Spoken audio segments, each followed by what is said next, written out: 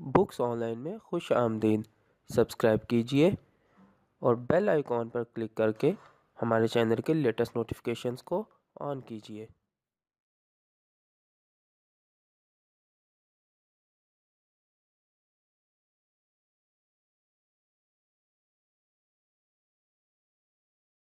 अऊज़ु बिल्लाहि मिनश्शैतानिर्रजीम। बिस्मिल्लाहिर्रहमानिर्रहीम। आज हम सैयद सैयद जमान हामिद की किताब हल्का 11 के 15वें हिस्से के साथ हाजिर हैं। आज हम इस किताब के जिस चैप्टर का आगाज़ करेंगे उसका नाम है मैं तुझको बताता हूँ तकदीर उमम क्या है। इस वक्त हम इस किताब के सफ़ा नंबर 115 पर मौजूद हैं। आइए शुरू करते हैं। इल्लामा इक़बाल रहमतुल्लाह अलैह ने अपना पूरा कलाम जिस नस्ल के लिए लिखा, इस नस्ल को क़याम पाकिस्तान के बाद पैदा होना था। इक़बाल रहमतुल्लाह अलैह इस नस्ल की तरबियत करना चाहते थे कि जिसके ज़रिए अल्लाह ताला ने उम्मत मुसलमा को अरूज अता करना है और जिसके ज़रिए उम्मत का एहया होना है। इसी नौजवान नस्ल की तरबियत अब हमारी ज़िम्मेदारी है और अब हम इक़बाल रहमतुल्लाह अलैह के कलाम की मदद से इस नस्ल को तैयार करेंगे इंशाअल्लाह। इल्लामा इक़बाल रहमतुल्लाह अलैह ने अपनी नज़म एक नौजवान के नाम में उम्मत मुस्लिमा के नौजवानों को मुखातिब करके बहुत पुरअसर बातें की हैं। गो कि यह नज़म आज से 90 साल पहले लिखी गई, मगर इसे देखें तो यूँ लगता है जैसे ये आज के नौजवानों को मुखातिब करती हो। अपनी अज़मत रफ्ता को हासिल करने के लिए उम्मत को जिन ज़राए और जिस इल्म फ़ुरक़ान की ज़रूरत है वो सब कुछ इक़बाल रहमतुल्लाह अलैह ने इस नज़म में जितनी खूबसूरती से बयान किया है वो यकीनन इक़बाल रहमतुल्लाह अलैह का ही ख़ासा है। मैं तुझको बताता हूँ तकदीर उमम क्या है। शमशीरो सना अव्वल ताउसो रुबाब आखिर। आओ तुम्हें बताऊं कि कौमें कैसे अरूज हासिल करती हैं। आगाज़ में इनके अफराद जफाकश और दलेर होते हैं। वो अपनी इज़्ज़त और आबरू की हिफाजत करना जानते हैं। सलाहुद्दीन अय्यूबी रहमतुल्लाह अलैह ने कहा था, मैं नहीं जानता कि इस्लाम तलवार के ज़रिए फैला या नहीं, मगर ये ज़रूर जानता हूँ कि इस्लाम के दफ़ा के लिए तलवार की ज़रूरत है। हमारे बुज़ुर्गों का यही तरीक़ाकार था। इनके कपड़े बेशक फटे पुराने होते, मगर इनकी तलवारों की धार बहुत तेज़ होती थी। इनके पास असलहे की रस्त और कोई ख़ास कुमक भी नहीं थी, मगर जब ये आंधी हजाज से उठी तो इसने कैसर और कसरा के ईवानों को अपनी लपेट में लेकर किस्सा पारीना बना दिया। आज तक इंसानी अक़ल इस तारीख़ी मोजज़े पर दंग है। हज़ूर सल्लल्लाहु अलैहि वसल्लम ने जब पर्दा फरमाया तो घर में शायद खाने को भी कुछ ना था, मगर दीवार पर हर तरह के हथियार, तलवारें और नेज़े लटके हुए थे। मुसलमानों के बारे में तो ख़ुद काफिरों ने यह गवाही दी है कि रात को यूँ लगता है जैसे ये राहिब हैं जिन्हें इस दुनिया से कोई गर्ज़ ही नहीं, मगर दिन में ऐसे लगता है कि जैसे इनकी सारी ज़िंदगी घोड़े की पुश्त पर ही गुज़रती है। तारीख़ में जिस कौम ने भी अरूज हासिल किया है वो जफाकशी, जुर्रत, शुजाअत और गैरत के ज़रिए ही हासिल किया है। जब वो कौमें नाच गाने की महफ़िलों, फ़नून लतीफ़ा, ऐशो इशरत, तन आसानियों और सहल पसंदी में पड़ गईं तो ज़वाल का शिकार हुईं। जिस दिन मुसलमान दोबारा जफाकशी, इज़्ज़त व गैरत और दिलेरी को अपना लेंगे, इसी दिन वो अरूज की राह पर दोबारा गामज़न हो जाएंगे। एक यहूदी ने कहा था कि जिस दिन फ़जर की नमाज में इतने मुसलमान होंगे कि जितने जुमा की नमाज में होते हैं, तो उसी दिन से मुसलमानों के अरूज का आगाज़ हो जाएगा। पहला मुग़ल बादशाह ज़हीरुद्दीन बाबर फ़रगाना वादी में अपने चचा शिबानी ख़ान के हाथों शिकस्त से दो चार होने के बाद अपनी थोड़ी सी फ़ौज लेकर अफ़गानिस्तान आ गया और फिर इसने वहाँ से हिंदुस्तान का रुख किया, मगर इससे पहले वो अफ़गानिस्तान की एक वादी में बर्फ़बारी की वजह से फंस गया। ख़तरा ये पैदा हो गया कि सब लोग बर्फ़बारी के इस तूफ़ान में ही मर जाएंगे। सिपाही अपने बादशाह को बचाने की गर्ज़ से वहाँ एक गार तलाश करके इसमें अलाव जलाते हैं और बाबर को इसमें पनाह लेने का मशवरा देते हैं। गो के पूरी फ़ौज खुद सर्दी में ही ठठर रही होती है। इस मौका पर बाबर ने यह तारीख़ी जुमला कहा, हमा यारां दोज़ख, हमा यारां बहशत, यानी मैं दोस्तों के साथ ही दोज़ख में रहूँगा और दोस्तों के साथ ही जन्नत में भी।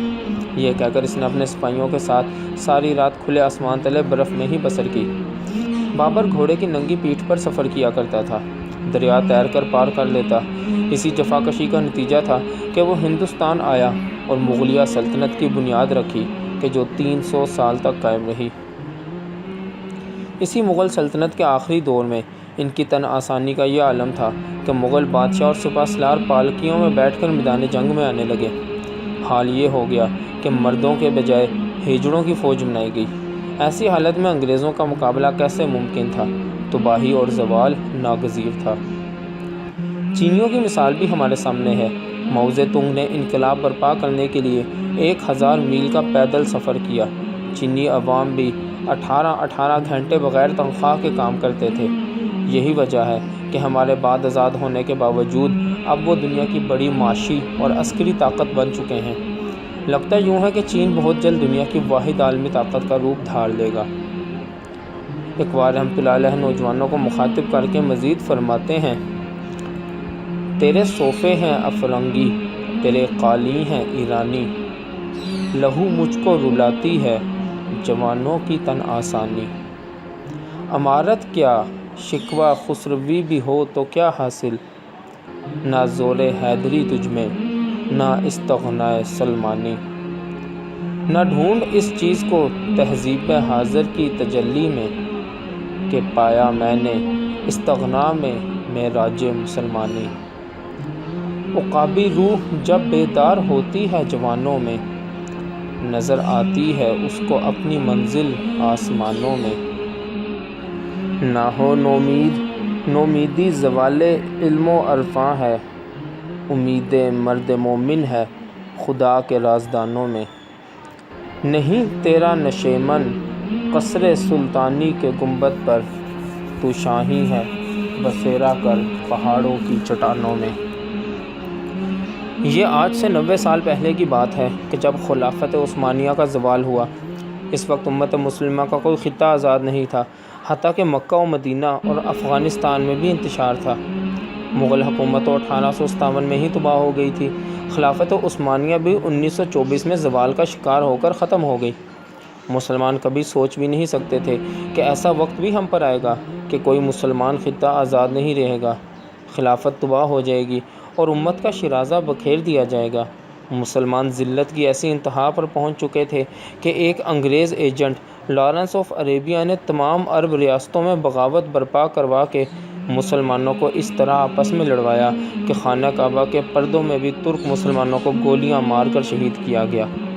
انگریز جنرل ایلن بھی اردن گیا اور اس نے وہاں بغاوت برپا کروائی۔ یوں فلسطین بھی مسلمانوں کے ہاتھ سے نکل گیا۔ صرف ایک کافر مسلمانوں کی حکومتوں کے تخت الٹنے کے لیے کافی تھا۔ اس وقت چند ہی لوگ مسلمانوں کی عزت و آبرو بچانے کے لیے قربانیاں دے رہے تھے۔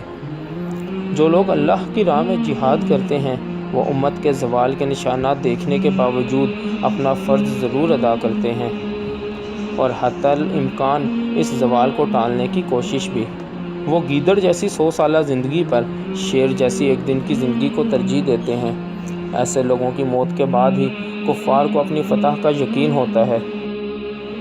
ٹیپو سلطان کی شہادت کے بعد ہی انگریزوں میں یہ کہنے کی جرأت ہوئی تھی کہ اب ہندوستان ہمارا ہے۔ مسلمانوں کی تاریخ گواہ ہے کہ جب تک ان کا ہاتھ تلوار کے دستے پر رہا، دنیا کی کوئی طاقت مسلمانوں کو شکست نہ دے سکی۔ جب مسلمانوں نے جہاد کا راستہ ترک کر دیا تو ان پر ذلت اور رسوائی مسلط کر دی گئی۔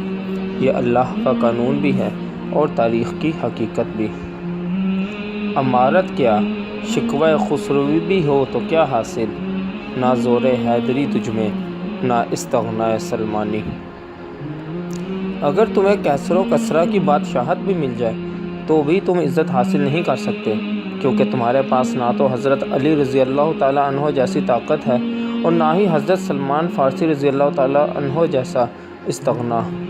سیاسی اور عسکری طاقت بھی ایک شیر اور دلیر کے ہاتھ میں ہی اچھی لگتی ہے، نہ کہ بزدلوں اور بے غیرتوں کے پاس۔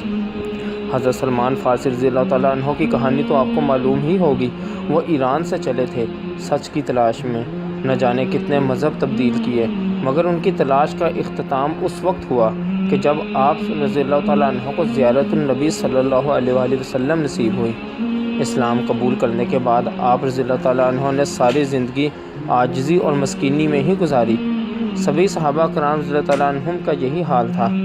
حضرت ابو ذر غفاری رضی اللہ تعالیٰ عنہ کا فقر بہت مشہور تھا۔ ہر صحابی کی کوئی نہ کوئی منفرد شان ہے۔ صداقت میں حضرت ابو بکر صدیق رضی اللہ تعالیٰ عنہ کا کوئی ثانی نہیں ہے۔ حضرت عمر رضی اللہ تعالیٰ عنہ اللہ کے دین اور عدل کے معاملے میں بہت سخت ہیں۔ حضرت عثمان غنی رضی اللہ تعالیٰ عنہ کا غنا ضرب المثل ہے، اور حضرت علی رضی اللہ تعالیٰ عنہ معرفت، فقر، طاقت، غرض بہت سی خصوصیات کے حوالے سے مشہور ہیں۔ نہ ڈھونڈ اس چیز کو تہذیب حاضر کی تجلی میں کہ پایا میں نے استغنا میں معراج مسلمانی۔ تہذیب حاضر کی چمک دمک میں مسلمان کو وہ عزت و آبرو اور مقام نہیں مل سکتا کہ جس کا وہ خواہاں ہے۔ مسلمانوں کی معراج صرف استغنا میں ہے۔ استغنا کا لفظ غنی سے نکلا ہے۔ ایک غنی وہ ہوتا ہے کہ جسے اللہ تعالیٰ نے مال و زر سے نوازا ہو اور وہ بے دریغ اللہ کی راہ میں خرچ کرے، جیسے کہ حضرت عثمان غنی رضی اللہ تعالیٰ عنہ۔ دوسرا غنی وہ ہوتا ہے کہ چاہے وہ غریب ہی کیوں نہ ہو مگر اسے دنیا اور اس کے مال و دولت کی کوئی پرواہ نہ ہو، جیسے کہ حضرت ابو ذر غفاری رضی اللہ تعالیٰ عنہ۔ اقبال رحمۃ اللہ علیہ فرماتے ہیں کہ مسلمان کی معراج ہی اس شان بے نیازی میں ہے کہ وہ دنیا و مافیہا کو اپنی ٹھوکروں میں رکھے۔ حضور صلی اللہ علیہ وسلم نے بھی فرمایا ہے کہ جس کا مفہوم ہے کہ مجھے یہ خوف نہیں ہے کہ تم لوگ شرک کرنے لگو گے، لیکن مجھے یہ خوف ضرور ہے کہ تم لوگ دنیا کی محبت میں مبتلا ہو کر مال و دولت جمع کرنے لگو گے۔ حضور صلی اللہ علیہ وسلم نے مسلمانوں کو نصیحت کی تھی کہ بہت زیادہ جاگیریں اور جائیدادیں نہ بناؤ ورنہ تم اس دنیا ہی کے ہو کر رہ جاؤ گے۔ استغنا کا یہ مطلب ہرگز نہیں کہ انسان دنیا میں اپنی ذمہ داریاں پوری نہ کرے۔ ایک طاقتور مومن ایک کمزور مومن سے بہتر کہا گیا ہے۔ ایک مالدار مومن ایک مسکین مومن سے بہتر ہے کہ وہ دینے والا ہاتھ رکھتا ہے۔ مسلمانوں کو ان کی دنیاوی ذمہ داریاں پوری کرنے کا بھی حکم دیا گیا ہے۔ تعلیم حاصل کرنا، صدقہ و خیرات کرنا، حلال روزی کمانا، یہ سب دنیاوی ذمہ داریاں ہیں، مگر چونکہ اللہ الصمد ہے یعنی بے نیاز ہے، لہٰذا اللہ کے بندے بھی دنیا سے بے نیاز ہوتے ہیں۔ وہ دنیا کی تقسیم کرنے والے ہوتے ہیں، دنیا جمع کرنے والے نہیں۔ قرآن پاک میں کہا گیا ہے کہ قیامت کے روز سونے چاندی کے سکے جمع کرنے والوں کو وہی سکے گرم کر کے ان کے جسم میں داغے جائیں گے اور انہیں کہا جائے گا کہ یہ وہ مال و دولت ہے کہ جو تم دنیا میں جمع کیا کرتے تھے۔ کسی نے ایک بزرگ سے پوچھا کہ زکوٰۃ کتنی دینی چاہیے؟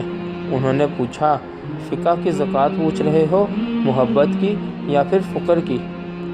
اس شخص نے حیرت سے کہا، زکوٰۃ تو ایک ہی ہوتی ہے۔ بزرگ نے فرمایا، فقہ کی زکوٰۃ یہ ہے کہ تمہارے پاس اگر 100 روپے پڑے ہیں تو سال گزرنے کے بعد اس میں سے 2.5 روپے اللہ کی راہ میں مستحقین کو دے دو۔ محبت کی زکوٰۃ یہ ہے کہ 2.5 روپے خود رکھو اور باقی 97.5 روپے مستحقین کو دے دو۔ فقر کی زکوٰۃ یہ ہے کہ جو 2.5 اپنے لیے رکھے تھے وہ بھی تقسیم کر دو۔ ایسے کردار ہمیں آج کی تہذیب میں ملنا مشکل ہیں، لیکن موجود ہیں۔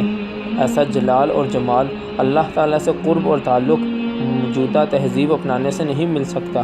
لہٰذا اقبال رحمۃ اللہ علیہ نے نوجوانوں کو نصیحت کی ہے کہ مغرب کی تقلید نہ کرو۔ مغرب جس تہذیب کو چکھ کر تھوک چکا ہے، ہماری نوجوان نسل اب اسے اپنانا چاہ رہی ہے۔ کیوں ذرائع ابلاغ اور معیشت پر مغربی تہذیب ہی قابض ہے اور ہمارے نوجوان مغربی تعلیمی اداروں سے ہی پڑھ کر آتے ہیں، لہٰذا اپنے ہمراہ ان کی تہذیب اور اقدار بھی لے آتے ہیں۔ عقابی روح جب بیدار ہوتی ہے جوانوں میں، نظر آتی ہے اس کو اپنی منزل آسمانوں میں۔ جب کسی مرشد کامل کی نگاہ ایک مسلمان میں عشق رسول صلی اللہ علیہ وسلم کی آگ بھڑکا دیتی ہے تو اس کے وجود میں ایک ایسا طوفان برپا ہو جاتا ہے کہ جو ایک بندہ مومن کو اپنی معراج حاصل کرنے کے لیے بے چین رکھتا ہے۔ اقبال رحمۃ اللہ علیہ اس طوفان کے برپا ہونے کی دعا کرتے ہیں کہ خدا تجھے کسی طوفان سے آشنا کر دے کہ تیرے بحر کی موجوں میں اضطراب نہیں۔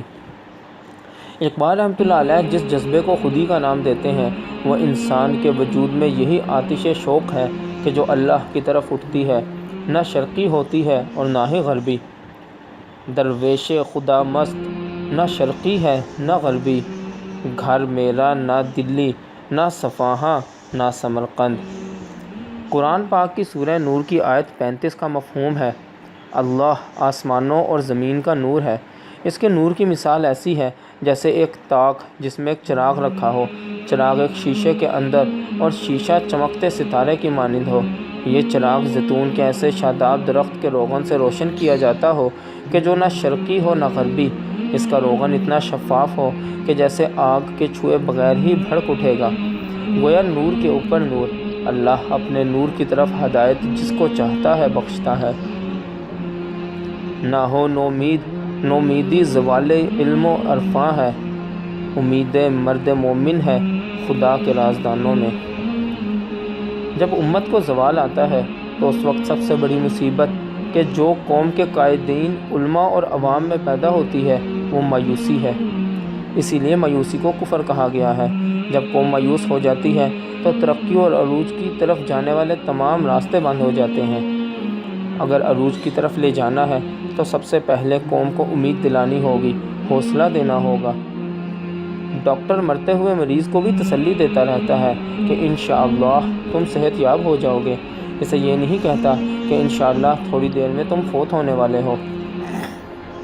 دشمن کی جانب سے ہماری قوم پر پہلا حملہ نفسیاتی ہوگا۔ ہم پر نفسیاتی جنگ مسلط کی جائے گی۔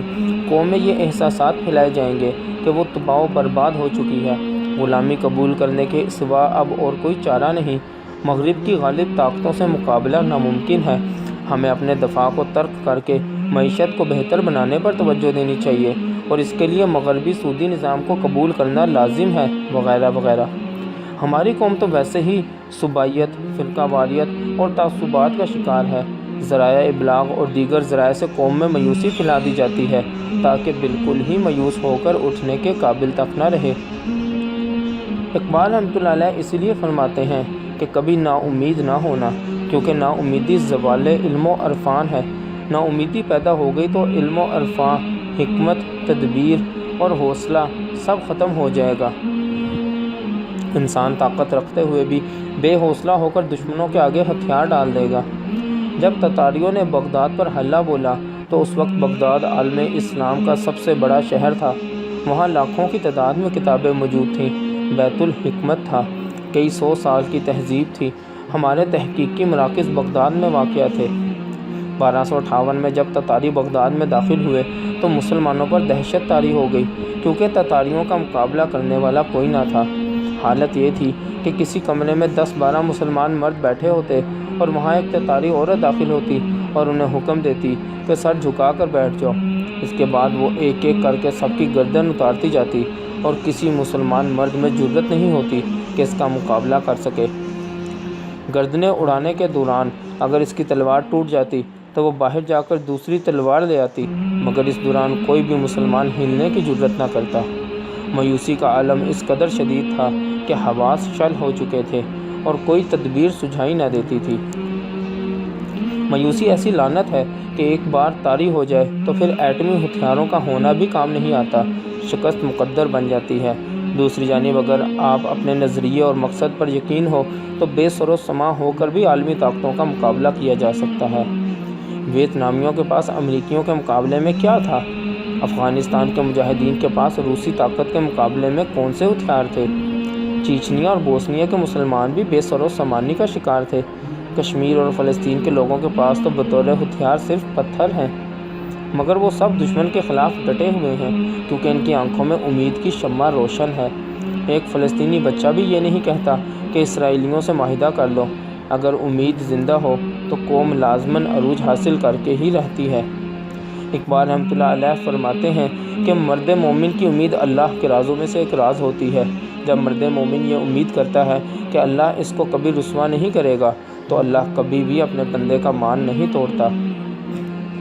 حضور صلی اللہ علیہ وسلم کی ایک حدیث ہے جس کا مفہوم یہ ہے کہ اللہ کے کچھ بندے ایسے ہیں کہ جب وہ اللہ پر کسی بات کی قسم کھا لیں تو اللہ کی غیرت یہ گوارا نہیں کرتی کہ ان کی قسم کو توڑ دے۔ اللہ کے بندوں نے جب اللہ پر قسم کھا لی کہ پاکستان ضرور بنے گا تو پاکستان بن کر رہا۔ جب انہوں نے قسم کھائی کہ پاکستان ایٹمی طاقت بنے گا تو پھر پاکستان پوری دنیا کی مخالفت کے باوجود ایٹمی طاقت بھی بنا۔ انہوں نے قسم کھائی کہ پاکستان میں موجودہ کفر کا نظام ختم کر کے یہاں خلافت راشدہ کا نظام نافذ کریں گے تو انشاءاللہ اللہ ان کی لاج رکھے گا۔ اگر انہوں نے قسم کھا رکھی ہے کہ مسلمانوں کو متحد کر کے یونائٹڈ اسٹیٹس آف اسلام قائم کریں گے تو اللہ یہاں بھی ان کی لاج رکھے گا۔ اللہ تعالیٰ لوگوں سے ان کے گمان کے مطابق ہی سلوک کرتا ہے۔ جو کہتے ہیں کہ اللہ تعالیٰ عذاب دے گا تو انہیں اللہ تعالیٰ عذاب ہی دیتا ہے۔ جو یہ گمان رکھتے ہیں کہ اللہ تعالیٰ ان کی مغفرت کرے گا تو اللہ ان کی مغفرت کر دیتا ہے۔ لہٰذا بحیثیت قوم سب سے پہلا کام جو ہمیں کرنا ہے وہ امید کو زندہ رکھنا ہے۔ تمام تر مصیبتوں کے باوجود اب بھی کچھ نہیں بگڑا، ہم پھر سے کھڑے ہو سکتے ہیں۔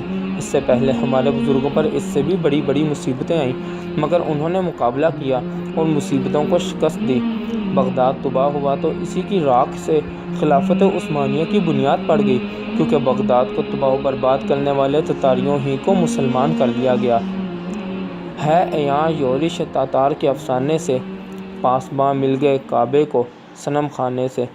اللہ کی حکمت بہت وسیع ہے، انسان کو کیا معلوم کہ کل کیا ہونے والا ہے۔ ہم سمجھتے ہیں کہ ہمیں روس اور امریکہ سے لڑنا پڑے گا تب ہمیں فتح نصیب ہوگی، مگر ان معاشروں میں تو معاشی اور معاشرتی کینسر سرایت کر چکا ہے، لہٰذا وہ تہذیبیں تو اپنے خنجر سے آپ خودکشی کر رہی ہیں۔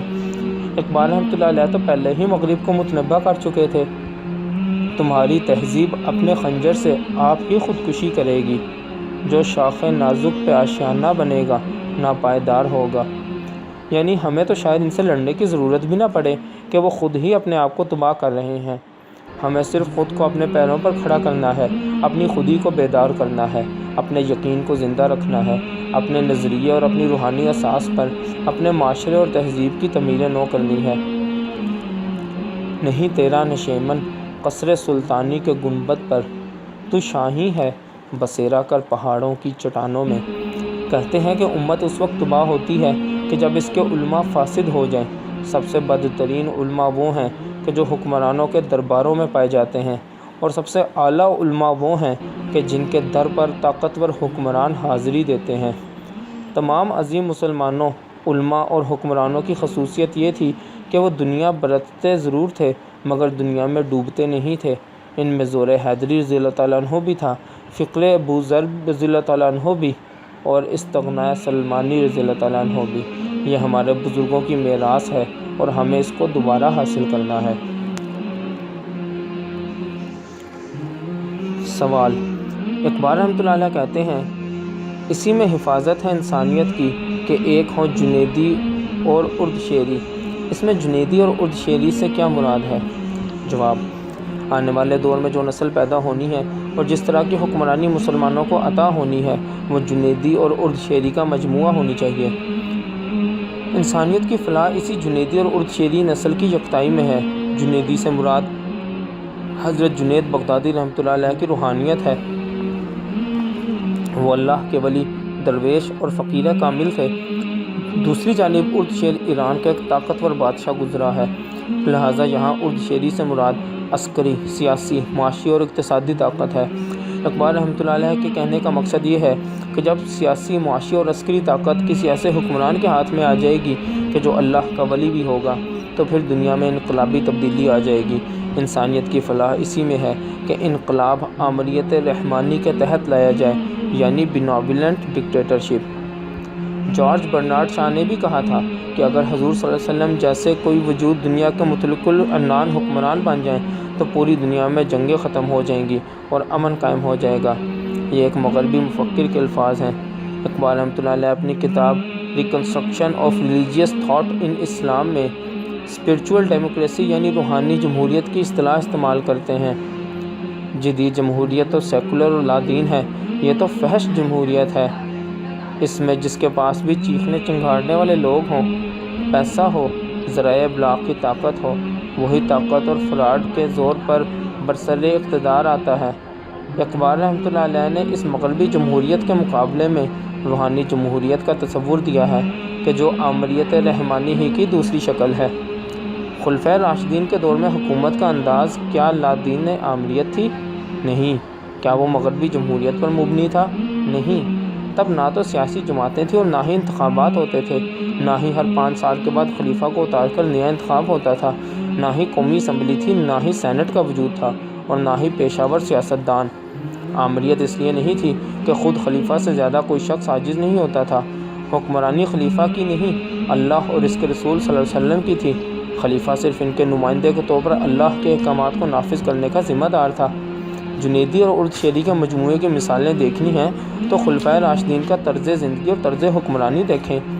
ہماری تاریخ میں بہت سے عظیم حکمران گزرے ہیں۔ سلطان صلاح الدین ایوبی رحمۃ اللہ علیہ، حاکم مصر و شام کہ جنہوں نے تمام صلیبی فوجوں کا مردانہ وار مقابلہ کیا اور انہیں شکست دی۔ پوری دنیا پر آپ کا رعب و دبدبہ تھا، مگر جب ان کا انتقال ہوا تو کفن تک کے پیسے نہ تھے۔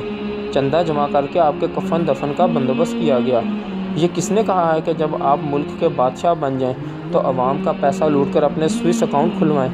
کہا جاتا ہے کہ مسلمان حکمرانوں کے لیے صرف یہ کافی نہیں ہے کہ ان کے ہاتھ پاک ہوں، بلکہ ان کے دل و نگاہ بھی پاک صاف ہونے چاہیے۔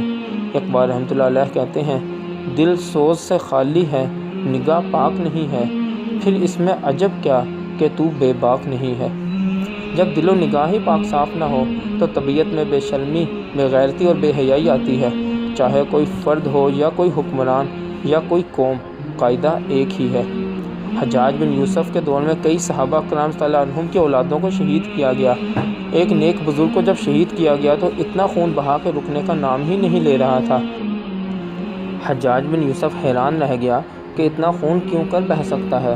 اس نے حکیم کو بلا کر اس امر کی طبی وجہ پوچھی تو حکیم نے بتایا کہ عموماً جب لوگوں کو موت نظر آتی ہے تو ان کا خون خشک ہو جاتا ہے، لیکن یہ اتنا بے خوف شخص تھا کہ موت اپنی آنکھوں کے سامنے دیکھ کر بھی اسے کوئی فرق نہیں پڑا اور اس نے انتہائی بے خوفی سے جان دی۔ اقبال رحمۃ اللہ علیہ نے بھی مرد مومن کی یہی نشانی بتائی ہے کہ نشان مرد مومن یا تو گویم چوں مرگ آئے تبسم بر لب اوست۔ جب مرد مومن کی موت کا وقت آتا ہے تو اس کے چہرے پر مسکراہٹ آ جاتی ہے۔ جنیدی اور ارد شیری خصوصیات کا حامل قائد عوام کے ساتھ کیا کرے گا؟